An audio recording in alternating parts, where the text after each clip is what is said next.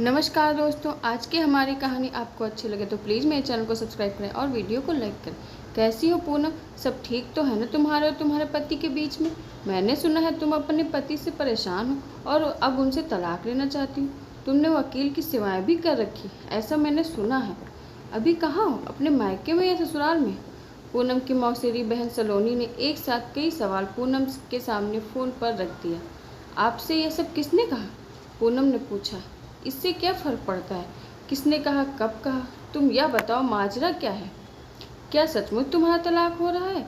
सलोनी ने पूछा। नहीं दीदी, ऐसा कुछ नहीं है। मैं अपने पति के साथ खुश हूँ। मेरी शादीशुदा ज़िंदगी में कोई भूचाल नहीं आया। मुझे कोई परेशानी नहीं है, ना ही मैं अपने पति से तलाक ले रही हूँ। पूनम ने कहा। तुम कह रही हो तुम्हारे पति और तुम्हारे बीच सब ठीक है, तो मुझे यह जानकर खुशी हुई। पर अगर तुम में सचमुच कोई परेशानी है तो तुम मुझे संकोच कह सकती हो। आखिर मैं तुम्हारी मौसेरी बहन हूँ। इतना कहते ही सलोनी ने फ़ोन रख दिया।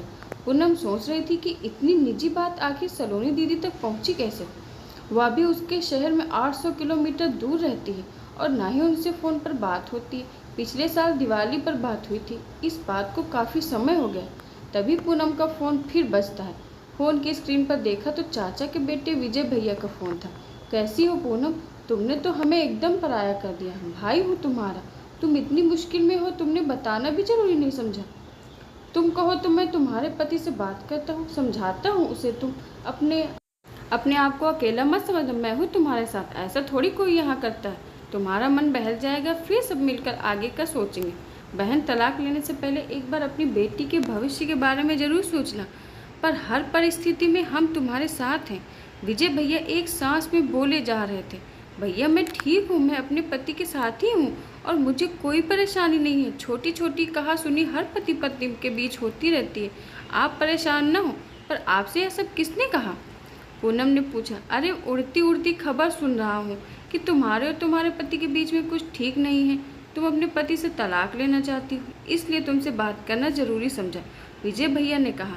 भैया ऐसा कुछ नहीं है, मेरा तलाक नहीं हो रहा है। मैं सुखी वैवाहिक जीवन जी रही हूँ। आप चिंता ना करें, पूनम ने कहा। पूनम एक सुंदर, संस्कारी, अपने परिवार से प्यार करने वाली गृहिणी थी, लेकिन उसकी एक ही कमजोरी थी कि वह बहुत भावुक महिला थी और भावुकता में बहकर अपनी निजी बातें भी बाहरी सदस्यों से कह दिया करती थी। पूनम अपने पति और 2 वर्षीय बेटी के साथ बेंगलुरु में रहती थी। ससुर का तो काफ़ी सालों पहले देहांत हो चुका था और सास पिछले साल स्वर्ग सिधार गई। पूनम पारिवारिक सदस्यों के साथ छोटी मोटी कहासुनी को भी जग जाहिर कर दिया करती थी। ऐसा करके वह अपना दिल हल्का करती थी। वह नहीं जानती थी कि इसके परिणाम घातक भी हो सकते हैं। सास ने कई बार समझाना चाहा पूनम को कि कई समस्याएं मौन रहकर ही सुलझ जाती हैं। चारों तरफ ढिंढोरा पीटने से समस्याएं और बढ़ जाती हैं। पर पूनम अपने स्वभाव से लाचार थी। पूनम फ़ोन रखते ही 2 महीने पहली पुरानी घटना विचार करती है। यह क्या, आज फिर भिंडी की सब्जी टिफ़िन में रख दी? और कुछ बनाना आता भी है या नहीं? अरे मेरे सहकर्मियों की पत्नियां कुछ न कुछ भेजती हैं टिफ़िन में और एक तुम रोटी सब्जी देकर अपना काम निपटा लेती हो। सम्राट आते ही ऑफिस से पूनम पर बरस पड़ा। अरे आप तो जानते हैं सोना को 3 दिन से कितना बुखार है। एक पल को मुझे अकेला नहीं छोड़ती, इसीलिए मुझे सब्जी लाने का समय ही नहीं मिल रहा है। थोड़ी भिंडी रखी थी तो बना दी। वैसे भी भिंडी तो आपकी फेवरेट सब्जी है और कल तो मैंने आपको गोभी आलू दिया था। लेकिन मैं देख रही हूँ आजकल आप काफ़ी चिड़चिड़े हो गए हैं। कोई परेशानी है तो कह सकते हैं, पूनम ने अपना पक्ष रखते हुए कहा। रात को भी सम्राट ने खाना नहीं खाया और मुंह फेर कर सो गया। मेरे ऑफिस से आने से पहले बेडशीट चेंज हो जानी चाहिए। हफ्ते हफ्ते तक नहीं बदलती बेडशीट। जरा भी रहन सहन नहीं आता। न जाने कैसे संस्कार लेकर आई हो अपने मायके से, और आज कुछ ढंग का खाना बनाना। सम्राट पूनम पर बरसा। कैसी बातें कर रहे हैं आप? परसों ही तो बदली थी बेडशीट। हर दूसरे दिन चेंज करती हूँ। सोना की हालत तो देख रहे हैं आप। डॉक्टर को दिखाकर आई हूँ, थोड़ा तो समय लगेगा उसकी तबीयत सुधरने में। जैसे तैसे सब संभालने की कोशिश कर रही हूँ। मेरे लिए घर के काम से ज़्यादा बच्चे की तबीयत ज़्यादा ज़रूरी है और आप मेरे संस्कारों पर ना ही जाएं तो अच्छा रहेगा। पूनम ने भी गुस्से से कहा। सम्राट बिना टिफिन लिए गुस्से में दरवाज़ा पटकते हुए ऑफिस चला गया। ऐसी ही कई घटनाएं दोनों पति पत्नी के बीच अक्सर होने लगी। पूनम बहुत दुखी थी, किसी से बात करके अपना गुबार निकालना चाहती थी। वह अपने मायके फ़ोन नहीं कर सकती थी क्योंकि उसके मायके में सिर्फ उसकी मम्मी और पापा थे जिनको परेशान करना नहीं चाहती थी, पर वह अपने दिल की बात किसी से तो कहना चाहती थी। पूनम ने अपनी बेस्ट फ्रेंड सोनम को फ़ोन लगाया और अपना दुखड़ा बढ़ा चढ़ा कर बताया। क्या बताओ सोनम, मेरी तो ज़िंदगी बर्बाद हो गई। मेरे पति मेरे साथ ज़रा भी अच्छा बर्ताव नहीं करते, काम वाली समझ रखा है मुझे। बात बात पर मुझे और मेरे मायके वालों को अपशब्द कहते रहते हैं। हर बात पर ऑर्डर देकर बोलते हैं। मन करता है बच्ची को लेकर मायके चली जाऊं, तलाक ले लूं इस बंदे से। पूनम ने रोते हुए अपनी आप बीती सुनाई, जो 4 साल की शादी में पिछले 1 महीने से हो रही थी। यहाँ पूनम ने अपना धैर्य खो दिया और अपनी निजी बातें कह डाली। सोनम पूनम की सबसे अच्छी सहेली थी, पर दोस्ती में भी संबंध हमेशा एक जैसे नहीं रहते। कभी किसी दौर में संबंध अत्यधिक गहरे और आत्मीय हो सकते हैं, जब एक दोस्त एक दूसरे के लिए कुछ भी करने को तैयार रहते हैं। लेकिन किसी भी दूसरे संबंधी की तरह दोस्ती में भी उतार चढ़ाव आते हैं। कई बार रिश्तों में खटास आने लगती, ईर्ष्या या बदले की भावना जागने लगती है। ऐसे में दोस्ती ही सबसे ज़्यादा खतरनाक और नुकसानदेह साबित हो सकता है। सोनम ने कहा, पर तुम्हारा मोबाइल तो ठीक है, कहीं कोई खराबी तो है नहीं, तो फिर क्यों खरीदना चाहती हो? और वैसे भी मैं तुम्हारी पैसों से कोई मदद नहीं कर सकती। तुम तो जानती हो मेरे पति आजकल कितना रूखा व्यवहार करते हैं मेरे साथ। ऐसे में मुझे हरगिज पैसे नहीं देंगे और मेरे पास पैसे नहीं हैं।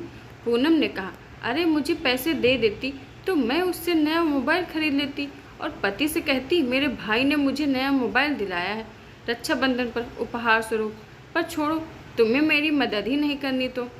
इतना कहकर सोनम ने फ़ोन रख दिया। फिर सोनम पूनम की गोपनीय बातों को भी बढ़ा चढ़ाकर सार्वजनिक करने लगी। एक सहेली से दूसरी सहेली, आस पड़ोस से लेकर रिश्तेदारों तक बात पहुंच गई, जबकि पति पत्नी के बीच मतभेद का मामला तो कुछ और ही था। मैं पूरी मेहनत के साथ अपना 100% देते हुए काम करूंगा। प्रोजेक्ट पूरा होने पर कंपनी मुझे काफ़ी इंक्रीमेंट देगी। हम सिंगापुर मलेशिया घूमने भी जाएंगे, सम्राट ने कहा। पति का सकारात्मक व्यवहार देखकर पूनम के आश्चर्य की सीमा न रही। उसने डरते हुए कहा, पर आपके महीने भर से चिड़चिड़े व्यवहार का कारण क्या था? अरे पिछले महीने भी हमारी कंपनी को एक प्रोजेक्ट मिला था, मैं उसे हैंडल करना चाहता था। मैंने काफ़ी रिसर्च भी कर रखी थी, मैं उस प्रोजेक्ट के लिए काबिल भी था, पर वह मेरे जूनियर निशांत को दे दिया गया था। उसे प्रोजेक्ट का हेड बना दिया गया और मुझे उसको सहयोग करने का कहा गया। इससे मुझे काफ़ी बुरा लगा था और मैं अपना सारा फ्रस्ट्रेट तुम पर निकालता चला गया, जबकि कंपनी के डायरेक्टर ने मुझे बड़े प्रोजेक्ट का हेड बनाने का सोच रखा था, जो आज ऑफिशियल डिसाइड हो गया। पूनम, तुम नहीं जानती आज मैं कितना खुश हूँ, पर मैं वादा करता हूँ मैं हर परिस्थिति में संयम रखूँगा, खुद पर कंट्रोल रखूँगा, तुम पर बेवजह गुस्सा नहीं उतारूँगा। इसकी वजह है कि मुट्ठी बंद रहती है तो लोग अलग अलग कयास लगाते हैं कि ज़रूर मुट्ठी में कोई कीमती चीज़ है। खुल जाने पर सारा रहस्य पता चल जाता है। बढ़ा चढ़ा कर अपनी निजी बातें किसी से भी नहीं करनी चाहिए। पूनम और सम्राट के बीच रिश्ता सामान्य हो जाता है, दोनों पति पत्नी आनंद से रहते हैं। लेकिन पूनम के द्वारा सोनम को बताई गई कई निजी बातें सोनम ने सबको बताना शुरू कर दिया। तब से एक के बाद एक सबके फ़ोन आने लगे। सब जानने को उत्सुक थे कि पूनम के जीवन में आखिर चल क्या रहा है। पूनम को बात की गहराई पर जाने से पता चला कि उसने घर की बातें बाहर बताकर कितना गलत किया।